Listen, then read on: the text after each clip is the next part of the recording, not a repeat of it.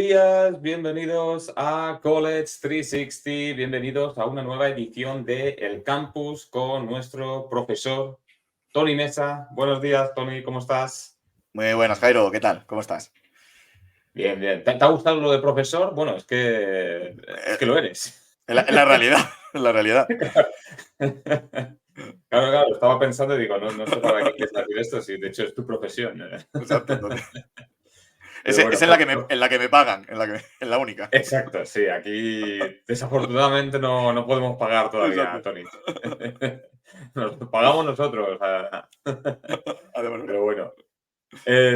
Tony, volvemos a uno de los, ¿cómo se podría decir? Es como una especie ya de capítulos o pequeña minisección dentro del programa, ¿no? Del campus, que es eligiendo a los mejores, los quintetos, pero bueno, en general se podría decir los mejores jugadores, porque hablamos de más de 5, de las principales universidades. Hemos hablado de Duke, hemos hablado de Kentucky, hemos hablado de North Carolina, y hoy nos toca hablar de los Jayhawks de Kansas, otro de esos Blue Bloods que ya hablamos. Está todo relacionado. Hicimos ese programa y estamos primero indagando, ¿no?, en las Blue Bloods, en este caso va a ser en Kansas, antes de lo más seguro pasar a otras también. O sea, esto ya, que de hecho va a ser más interesante cuando empezamos a no claro. conocer a algunos jugadores históricos.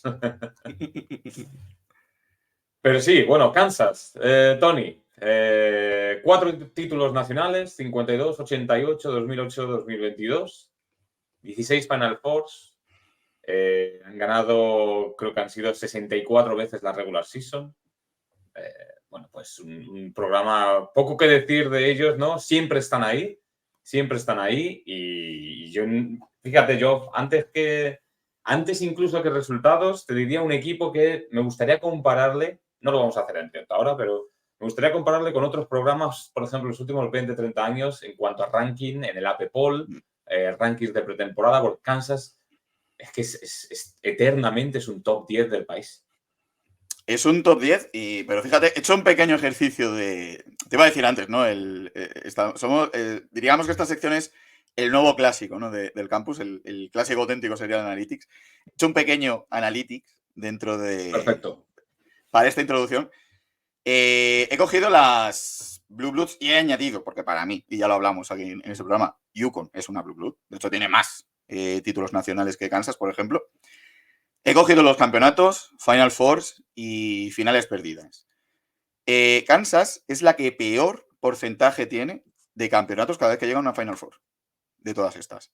Tan solo un 25% de las veces que llega a las Final Fours consigue ganar el título. Pero es que también es la peor llegando cuando llega a una final. Ha perdido 6 finales, ha ganado 4, tiene un 40% de éxito. Si vamos a otras universidades, por ejemplo, Duke gana un 45,5% de los títulos cada vez que llegan a una final. Lo mismo que Indiana. La que mejor en esto, obviamente, es UConn, no ha perdido ninguna final por el título. El 83% de las veces que UConn llega a una Final Four gana el título. O sea, que en caso de que llegue, que tiemblen el resto. Pero es que si vamos al número de finales disputadas cada vez que se llega a la Final Four, es decir, el éxito que tiene para pasar esa semifinal, Kansas tampoco es de las más exitosas en ese caso.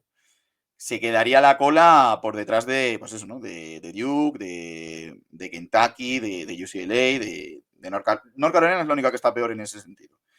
Pero bueno, un poco que sí, que Blue Blood, obviamente, eso sí es cierto, en los últimos años siempre parte la regular season como máxima candidata, pero es verdad que muchos años, no son pocos, a mitad de temporada, por lesiones o por historias, muchas veces van cayendo.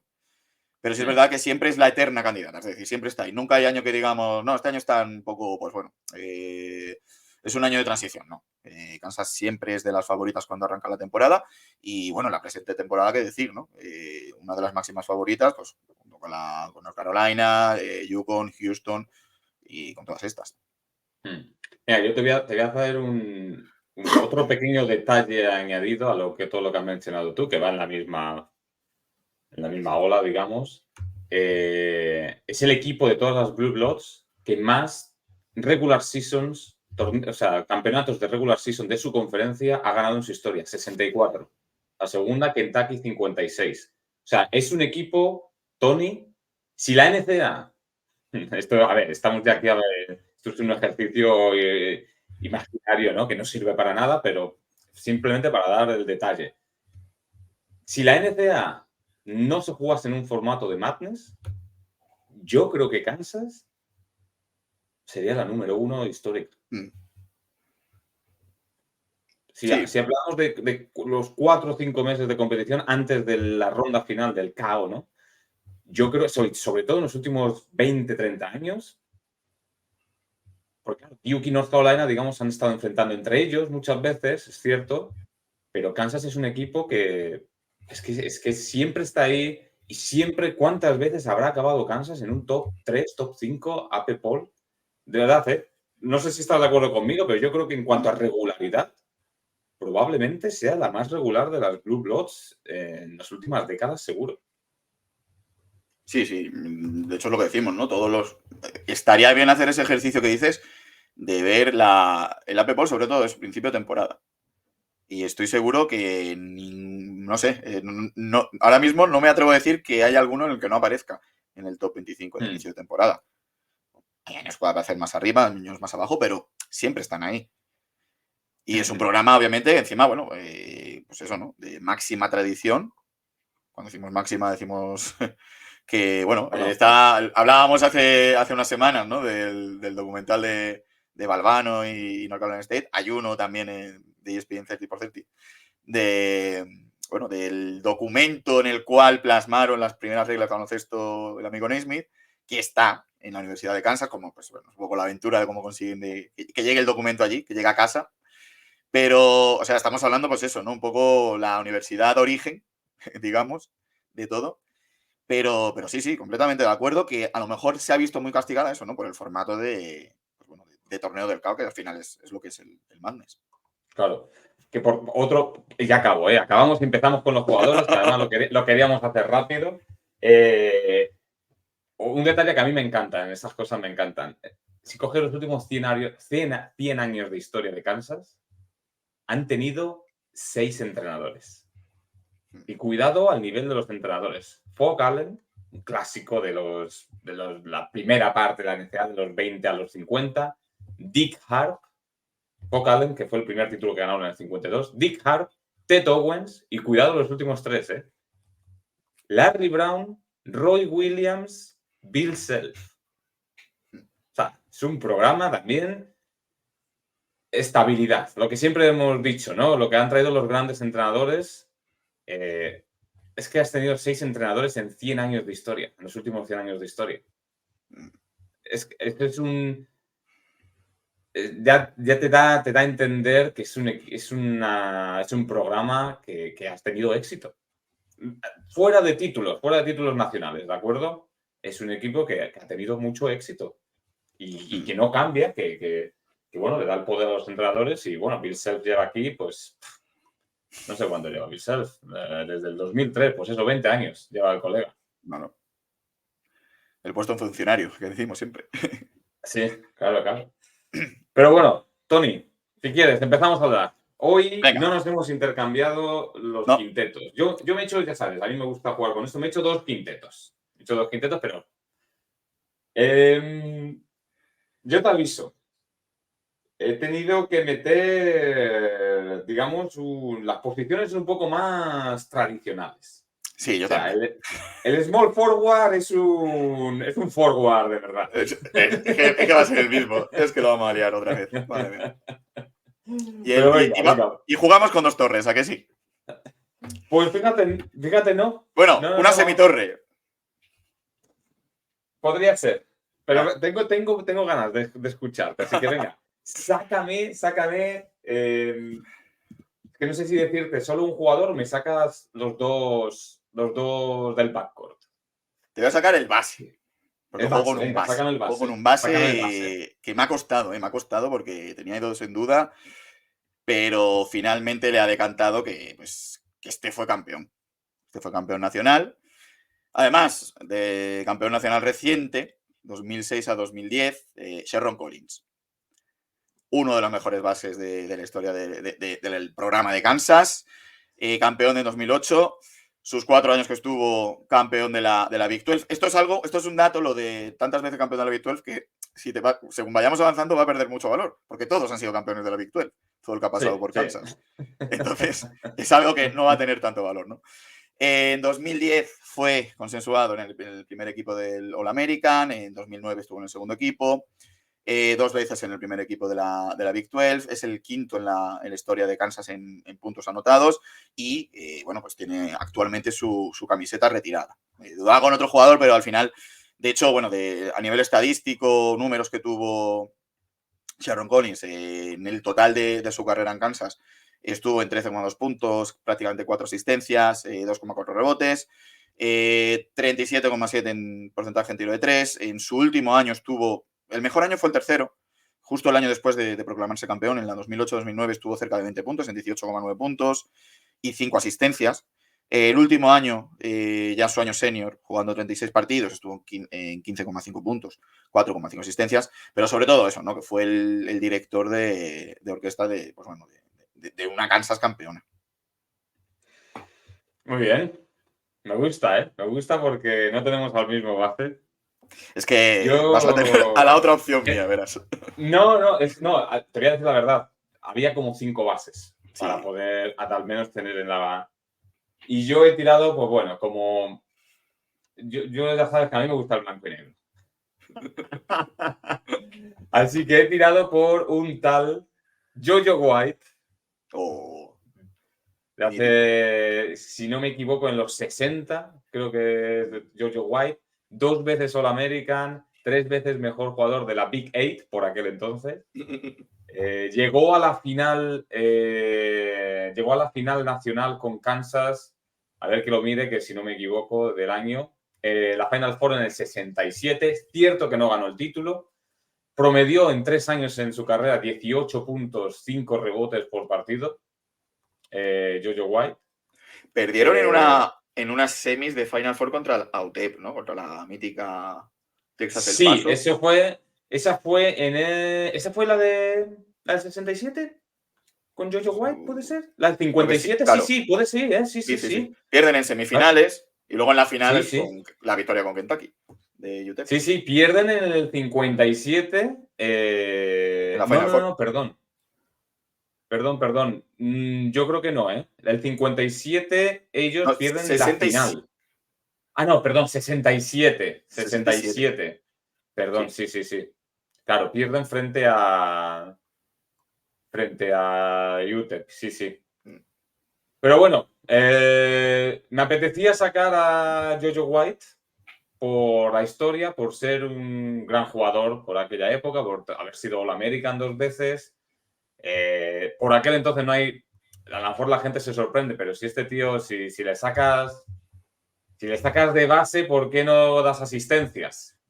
Pues bueno, más que nada porque no hay estadísticas de asistencias en los 60, Claro. entonces no tenemos ni Entonces, idea de cuántas asistencias daba, básicamente.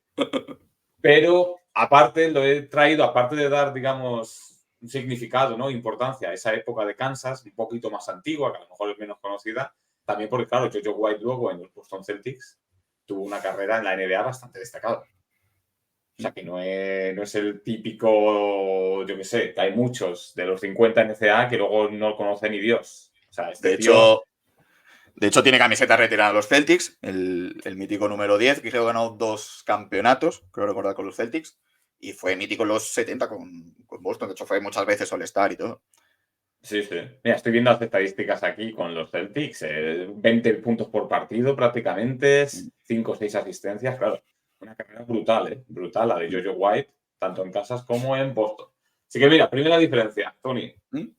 A ver, Sí, sí, sí. sácame el segundo, el acompañante en el backcourt. Pues mira, el segundo lo he metido de escolta como he podido ahí, apretujando y diciendo, agáchate un poquito que pase por escolta.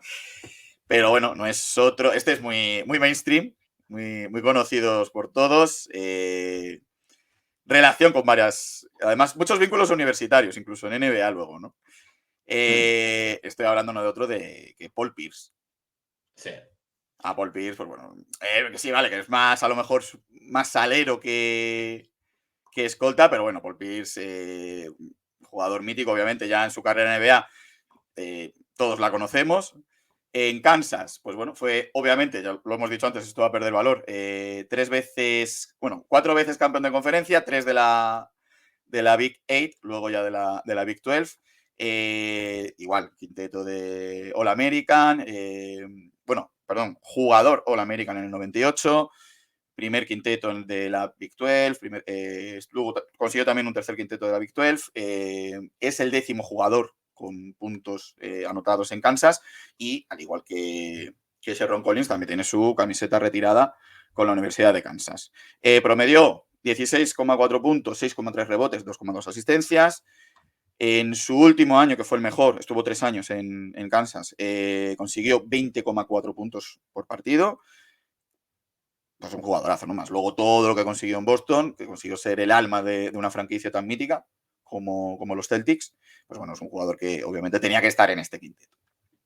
Además, Paul Pierce yo le tengo también, ¿eh? Le he metido ahí en el puesto de 2.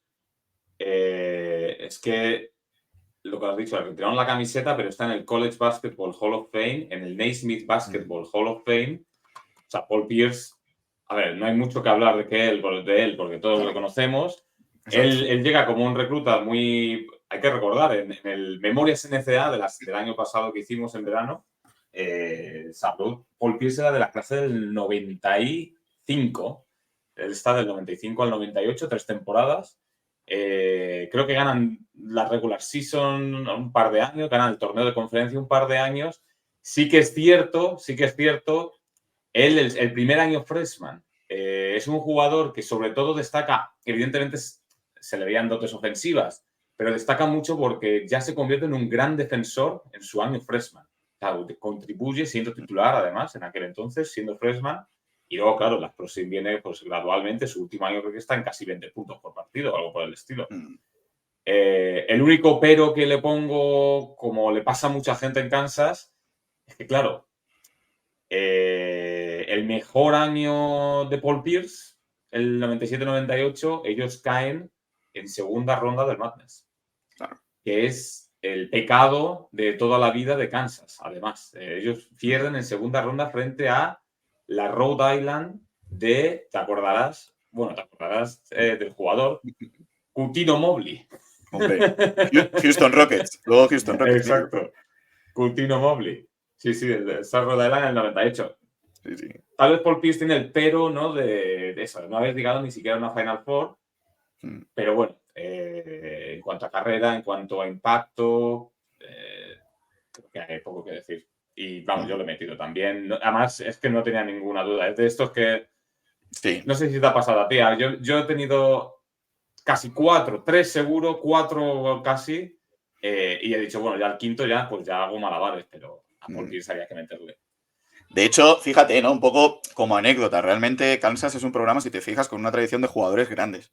Porque es lo que decíamos. Por eso yo te he dicho lo de 2 torres o apretar mucho el quinteto. Porque es verdad que no me sale tanto jugador de 1,95, 1,96, escolta más clásico.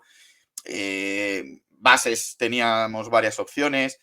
Los que teníamos claros que iban a estar son todos jugadores interiores, digamos, más tradicional de corte grande. Que jugadores, ¿no? Más, que igual que otras universidades, yo que sé, Duke tenías más escoltas, o North Carolina, por ejemplo, ¿no? Tenemos más opciones de ese perfil. Kansas no, Kansas cuesta más encontrar ese jugador a nivel, digo, destacar históricamente, que jugadores obviamente de ese tipo he tenido y buenos. Pero es verdad que sí que tenemos más ese perfil del jugador interior. Muy bien, pues ahora luego sí que hablamos de otros jugadores que hay por ahí, pero vamos a terminar el quinteto, si te parece. Sí. A ver, vamos. Yo aquí ya tengo, Tony, 3 jugadores. He metido de 3 al que probablemente puede ser considerado el mejor jugador de la historia de Kansas, que es Danny Manning. Igual. Lo has metido también, ¿vale? Claro, igual, perfecto. Además, de 3. Danny Manning, que, bueno, aparte de la carrera en sí, primero gana el título del 88. Correcto. Que ya de por sí, promediando 25 puntos, 10 rebotes, que es que se dice pronto, 25 puntos, 10 rebotes, gana todos los trofeos individuales esa temporada. Además de eso, es que sus años anteriores, siendo freshman, ya está en 15 puntos, 8 rebotes. El año anterior también 24, 9. O sea, los años de Danny Manning en Kansas son históricos. Creo que es el jugador que más puntos y que más rebotes cuando acabó su carrera tenía en el programa. Luego, además, que yo creo que también aporta, ¿no?, para esta clasificación y a la conexión del jugador con la universidad. Él era asistente en el título del 2008. O sea, es además una persona que sigue enganchada a Kansas. Puede ser también por el simple hecho de que es cierto que su carrera en NBA, con todo lo que se proyectaba de él, ¿no?, en la NCAA, tal vez no tuvo el éxito. Era un jugador de mucho talento, pero sí que es cierto que nunca encontró su hueco para ser una gran estrella de la NBA. Jugador de Sí, rol más que otra cosa. tuvo mala suerte, yo creo, con los equipos. En los que ya, lo decimos muchas veces, ¿no? NBA no depende solo del talento del jugador, que eso yo creo que es un gran porcentaje, pero también depende mucho de equipo en el que caigas y en el momento en el que estés en ese equipo. Tú fíjate, nada más llegar, se traga 6 años en Clippers. Que Clippers, por los principios de los 90, era un solar. Encima, Clippers pero no son los Clippers actuales o incluso estos últimos 15 años, que bueno, que me han cogido playoff y tal. No. Eran unos Clippers que venían justo de mudarse de Buffalo, que no ganaban ni a las chapas y pues claro, pues hay poco. Luego pasó por Atlanta, por Phoenix, Milwaukee, pero Milwaukee, claro, pues tiempos que a lo mejor pues está un poco a la sombra de un Real en que están emergiendo en ese momento. Utah Jazz cuando ya estaba decayendo, Dallas Mavericks justo cuando la figura de Nowitzki empieza a emerger, que está prácticamente en sus primeros años en la NBA, y acaba en Pistons. Aún así, tiene una carrera longeva en NBA de 15 años. O sea, no es... Es lo que decíamos el otro día, ¿no? De la carrera de Tyler Hansbrough, que ya quisiéramos esa carrera, ¿no? Para nosotros. Ya quisiera yo una carrera en NBA como la de Danny Manning, 15 años en equipos NBA.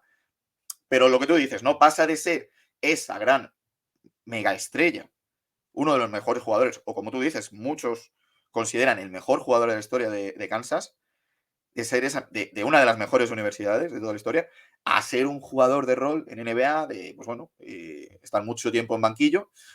Y lo que tú decías, actualmente es entrenador asistente en Louisville. Tampoco está teniendo mucho éxito. Claro, pero es que Danny Manning fue entrenador. Fue entrenador. Sí, No, estuvo hace poco. ¿Dónde Mira, estuvo? te lo leo rápidamente. Estuvo de asistente en Kansas de 2006 a 2012. Estuvo en Tulsa como ya head coach de 2012 a 2014. De 2014 a 2020 en Wake Forest. Sí. 2021 hasta el 2022 estuvo en 2021 estuvo en Maryland de asistente. En la 21-22 estuvo de interino. Y desde el 2022 hasta ahora en Louisville de head coach associate. Sí, era Maryland. Maryland era el equipo que se me había olvidado a mí cuando echaron a Mark Turgeon, que además fue compañero suyo en Kansas, de la Universidad de Kansas. Sí, era Maryland. Y ahora está en Louisville, ¿no? Con Kenny Payne, madre mía, el colega. Algún rumor surgió, de que si se iba Kenny Payne le iban a poner también a él de interino y demás, pero bueno, es que se lo está comiendo cada marrón. Tiene mala suerte en la NBA y en los equipos que coge como asistente también. Sí. Lo de elegir equipo no lo he ido bien. Sí, desde luego. Bueno, Tony, aquí metes, ya hemos dicho, para mucha gente el mejor jugador. Yo creo que probablemente si hablamos puramente NCAA, el jugador más importante de la historia de Kansas. Si hablamos solamente de carrera NCAA. Probablemente. ¿Qué me has metido por ahí? Acompañante ya ahí. Pues mira, me he ido al blanco y negro que tanto te gusta. Hombre. Sí. Además es que es muy consensuado y lo tenía que poner. Y mira que estas posiciones, vamos, hay dos que me he dejado fuera que casi ni me lo perdono, pero es que no había otra. Pues he metido a un señor llamado Clyde Lovellette, que jugó en Kansas del 49 hasta el 52, que en su último año consiguió, pero es que es una bestialidad los números. Es un pívot, digo semitorre porque mide 2.06. Consiguió campeonato en su último año en Kansas, en la 51-52, promediando esa temporada 28,4 puntos, 12,8 rebotes. Una auténtica barbaridad. Está considerado en el top 3 histórico de Kansas.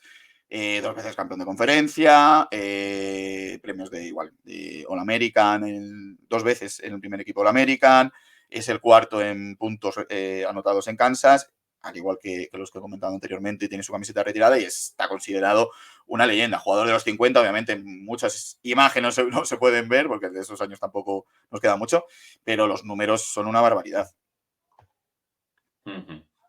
Yo le tenía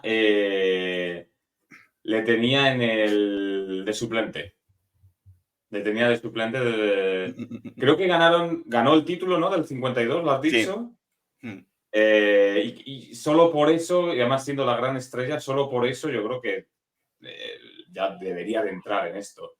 Creo que además fue el mejor jugador de la Final Four, si bien recuerdo. All-American has dicho, ¿no? Un par de veces. Sí. Y el cuarto máximo anotador del programa, si no me equivoco. Entiendo que le metas. ¿Qué quieres que te diga? O sea, Claro. love let. Pero amigo, yo traigo a un clásico más moderno. Sí, me puedo imaginar. Porque además es de estos primeros recuerdos que se tienen de la NCAA, principios del 2000. Y yo es que me acuerdo mucho del impacto que tenía en ese equipo que llegó a 2 Final Four seguidas, un tal Nick Collison. Un segundo. Estaba en su Ahora el segundo, que me ha costado. Me encanta eso, ¿eh? Claro, estamos hablando de que es el jugador, el segundo máximo anotador del programa en puntos totales, el tercero en rebotes. Fue All-American en el 2003, por una de las publicaciones también jugador del año en el 2003. Y llega a 2 Final Fours seguidas. Además, en la temporada 2002-2003 está en 18,5 puntos, 10 rebotes, en un equipo que, cuando miras ahora el quinteto, a mí me parece de ensueño, macho. Yo cuando veo Nick Collison, Keith Hinrich, Keith Langford, Aaron Miles, nadie se acuerda de Aaron Miles, qué buen jugador era Aaron Miles, y Wayne Simien. Es que los 5 jugaron en la NBA, creo. Creo que el que menos recuerdo es el Langford Keith Langford. Langford me suena a carrera por Europa, quizás. Por Europa puede ser, sí. Pero claro, Nick Collison era además el prototipo blanquito, pero en la NCAA por dentro se movía muy bien, era fuerte, tenía buen físico para la NCAA. Empezaba a tirar un poquito triples, no tiraba mucho, pero empezaba a tirar también de fuera de vez en cuando.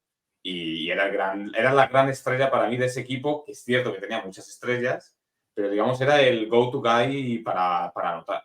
Y bueno, las estadísticas y 2 Final Four seguidas, yo creo que merecían mencionar a Nick Collison, también como recuerdo, ¿no? De esa época, que a lo mejor por no ganar el título queda un poquito más olvidada en Kansas.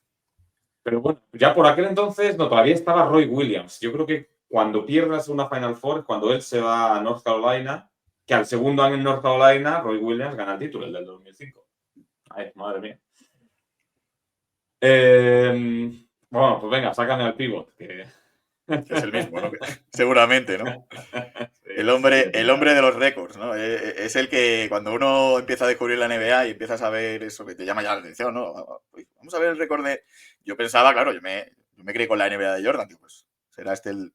Claro, cuando empiezas a ver un tal Wilt Chamberlain, que es propietario de todos los récords, de cosas barbaridades, pues claro, pues ¿cómo no va a estar si fue a Kansas Wilt Chamberlain en esta lista?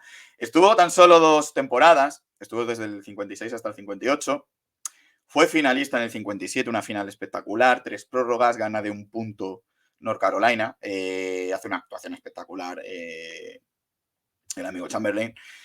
Chamberlain, solo para que tengamos pues lo que era él, incluso en NCAA, en su primer partido, en su debut, anotó 52 puntos y cogió 30 rebotes. Esto lo hizo en su primer partido con la Universidad de Kansas. Eso, simplemente la carta de presentación que tuvo, ¿no? Y como curiosidad, que fíjate que yo esto no lo sabía, él no deja la NCAA para ir a la NBA. él deja la NCAA para irse a jugar con los Globetrotters. Me suena. Y ya Eso, luego sí. da el salto a NBA, donde, bueno, pues bate todos los récords, los míticos, bueno, ahora está tan de moda, ¿no? El meme con el folio y con los puntos anotados, ¿no? Que recientemente Doncic con los 73, antes Embiid. Pues bueno, 100 puntitos que anotó, el único jugador a anotar 100 puntos en un partido en NBA.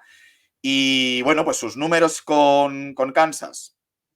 Pues mira, en 2 temporadas que estuvo, promedió en total de su carrera, promedió 29,9 puntos por partido, 18,3 rebotes. Una barbaridad. Como decías tú, Jairo, al principio, de esta época todavía no se anotaban asistencias, robos, tapones, pérdidas, porque si no estoy seguro que en tapones, por ejemplo, batiría también todos los récords. En su primera temporada, en la que llegan a la final, consigue 29,6 puntos y 18,9 rebotes. En la segunda, 30,1 y 17,5. Una bestialidad.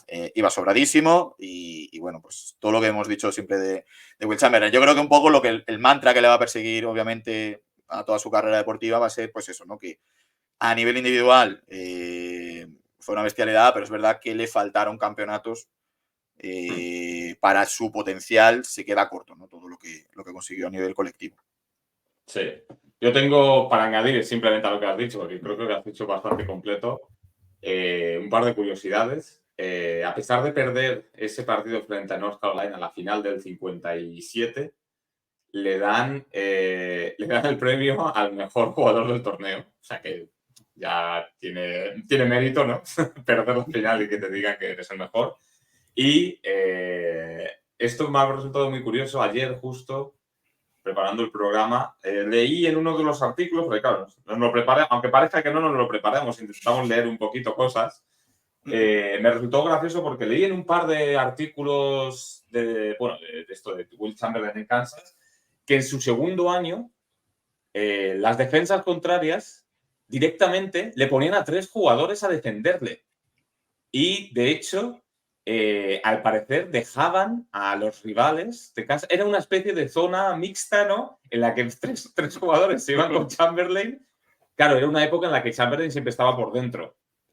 Entonces, digamos, dejaban bastante espacio al resto de jugadores de Kansas para ganar. A pesar de eso, promedió 30 puntos. Claro, es que yo no me he parado a ver imágenes de Chamberlain, pero solo recordando lo que era en la NBA, que ya era un abuso físico, en la NCAA tenía que ser ya una locura, porque él físicamente siempre ha sido una mole. O sea, con 20, con 25, con lo que sea, incluso cuando era más mayor.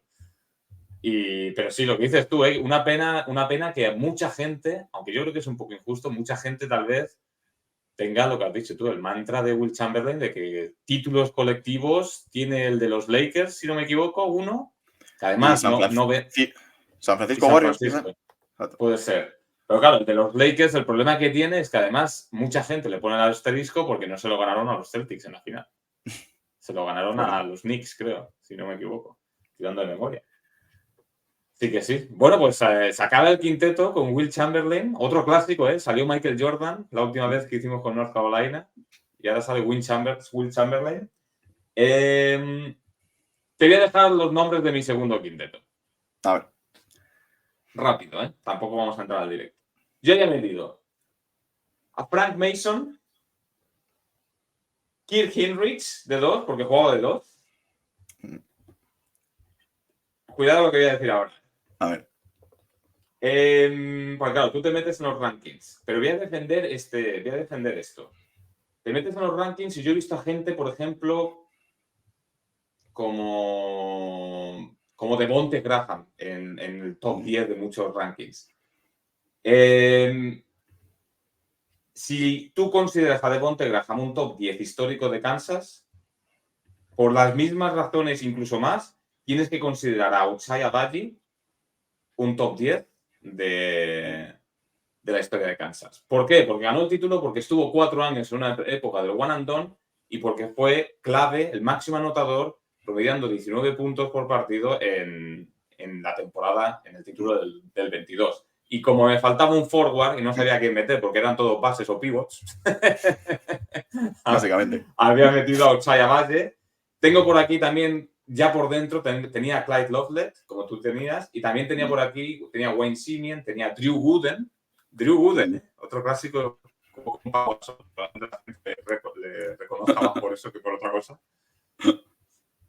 Y bueno, sí, y fíjate, es que se nos olvidan muchos. Aaron Miles, que lo he Sí. mencionado antes, a mí era un base defensivo, un base que me gustaba mucho. Yo fíjate, te voy a decir el mío muy rápidamente. Venga. Frank Mason, que es el que más se duda entre Collins y Mason, porque de hecho los números son muy, muy, muy parecidos, los dos tuvieron mucho impacto, pero bueno, lo que te dije antes, ¿no? Al final el tema del título. Aquí va a jugar con doble combo Mario Chalmers. Ah, claro, joder. Es que Mario Chalmers fue el alma en ese título en 2012, creo recordar, fue, ¿no? 2008. 2008. Fue el del 2008, 2008. el primero de Bill Self, sí. Si meto a Chalmers, como no es una universidad que haya abusado, aunque luego los haya tenido, del one and done, meto también a Wiggins. Porque Claro. es ese jugador, ese perfil de alero del que hablábamos antes, que no ha habido tanto en su historia. Es verdad que, bueno, que solo estuvo un año, pero oye, fue un año, se llevó título, dejó un gran impacto en NCAA. Venía como, es verdad que era de los jugadores más famosos a nivel instituto en aquella época, que de los focos eran él y Jabari Parker, si no recuerdo mal, sobre todo, que venían marcados y subrayados sus nombres en esa temporada. Tenía a Nick Collison, que yo no lo metí, y LaFrentz. Hombre, Ralph LaFrentz. Es que LaFrentz también, ojo, Me encanta. Es que lo de LaFrentz tiene, claro, sí, lo de LaFrentz le pasa como a Pierce, pero claro, de Pierce se tiene mejor recuerdo también por la carrera de después. Exacto. LaFrentz era un jugador tremendo. Les queda el pero, que es que Kansas tuvo durante 2 o 3 años equipazos de jugadores NBA, porque tenían también por ahí a Scott Pollard, ¿te acuerdas? Sí, hombre, mítico de Sacramento, además. Luego. Claro. Claro, eran jugadores que luego llegaron a la NBA y tuvieron, bueno, pues tenían su importancia. Y claro, es que no llegaron ni a una Final Four. Yo creo que ese es el pero de esa carrera, de ese equipo de los 90, ¿no? Pero bueno, sí, es que todos ellos. Fíjate, te voy a decir una cosa. Se me ha pasado por completo Andrew Wiggins. No sé si es por lo que siempre dijimos del one and done, pero cuando he estado mirando jugadores y demás, te lo prometo, no lo había ni pillado, ¿eh? No la había, se me había completamente olvidado lo de Andrew Wiggins. Yo creo que a nivel estadístico, obviamente, al estar solo una temporada, pues obviamente no está en ningún récord ni tiene ese calado, pero sí es verdad que, digamos, por poner un poco representación del baloncesto actual, porque Wiggins a día de hoy, por ejemplo, pues una pieza importante, hoy ha sido campeón en Warriors, es una pieza importante dentro de que es uno de los grandes equipos en NBA, con un perfil bastante diferente, de hecho, ya no tanto en la anotación, sino ya más a nivel defensivo, pero es un poco la representación de ese baloncesto más moderno, igual que nos hemos ido mucho al blanco y negro, pues yo creo que también para ver la importancia y lo que decimos, ¿no? La constancia que ha tenido todos estos años que ha tenido Kansas. Luego también recordemos, por ejemplo, Embiid también pasó por Kansas, pero es verdad que no tuvo más problemas de lesiones y no dejó tanto impacto. Pero bueno, también un poco por dejar el nombre de oye, pasó por aquí, pero Wiggins sí que tuvo esa impronta, ¿no? Y sobre todo la importancia de ganar el campeonato al final contra Memphis. No, pero Wiggins no gana el campeonato. Wiggins ¿no está el año de Chalmers? No. No, es verdad, no. Wiggins es en 2014. Y mira, me voy a recordar esto porque además creo que durante el COVID me vi algo de ese año. Wiggins, o me lo leí, no lo recuerdo, pero Wiggins deja un mal recuerdo. A ver, deja un mal sabor de boca porque esa Kansas pierde en el Madness frente a la Stanford de Johnny Dawkins en segunda ronda y él hace probablemente el peor partido de la temporada, hace como 4 puntos. Y esto lo leí, además lo tendría que comprobar porque a lo mejor me lo estoy inventando y no sé ni si Johnny Dawkins está en Stanford. Pero creo que era esa época. Sí. Puede ser, perfectamente. Lo tengo que mirar a ver si... Pero sí que hizo una grandísima temporada. Sí, es un poco lo de Brandon Miller el año pasado. Que justo llegó en el Madness y los peores partidos los hizo en el Madness. Y venía a hacer una temporada espectacular. Pero bueno, pues Tony, lo vamos a dejar aquí, ¿no? 40 minutitos de Kansas con clásicos. Hemos dado muchísimos nombres, como de costumbre. Y bueno, el siguiente ya, pues de las Blue Bloods, ¿qué nos queda? Nos queda Indiana, si la consideramos Blue Blood, Yukon, si la Y consideramos Blue UCLA. Blood, y UCLA. Joder, UCLA, macho. UCLA sí que vamos a tener, sí que vamos a tener que ir al blanco y negro, ¿eh? Ahí va a haber un programa, un proceso de investigación tremendo para UCLA. En agosto alguno metía a Mara, ¿eh? Ya te digo yo, tío. Bueno, en agosto. Vale, Candidato al madre título, mía. dijeron, ¿eh? Madre mía. Sí, sí. Bueno, madre mía. Mejor no entremos en ello. Ya hablaremos de UCLA cuando toque. Pero sí, UCLA tiene pinta que sea el siguiente, sí. Tiene pinta que sea el siguiente. Además, podemos hablar un poquito de la historia de UCLA, que es diferente a lo que hemos hablado de Duke, North Carolina y Kansas, que son equipos que se han hecho Blue Bloods en los últimos 30 años, 30, 40 años. Y UCLA es lo contrario. UCLA es una Blue Blood por lo que pasó hace ya más de 40 años.